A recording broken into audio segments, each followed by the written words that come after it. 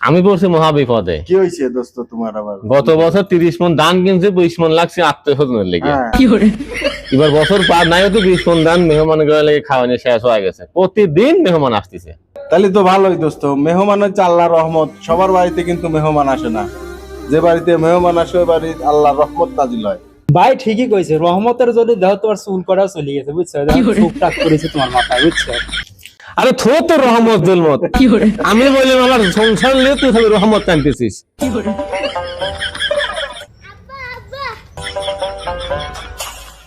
আব্বা আব্বা তাড়াতাড়ি চলো, বাইক মেহমান আছে, তাড়াতাড়ি চলো। বাদান কি ডাইছে? নানি বাইক থেকে মেহমান আছে। দোষ এই মেহমানের জ্বালায় মলিম আমি। এই শ্বশুর বাড়ির লোক খালি দুদিন পর পরে আসতেছে। আসেই বাবা, আত্মীয় থাকলি বাপু আসেই। ঘরে চাইল নাই, প্রতিদিন এই দরবার লিয়ে আসে, দুইজন একজন করে আসার তালেই আছে। আব্বা আব্বা ছোট খালা আছে, শিগগির চলো।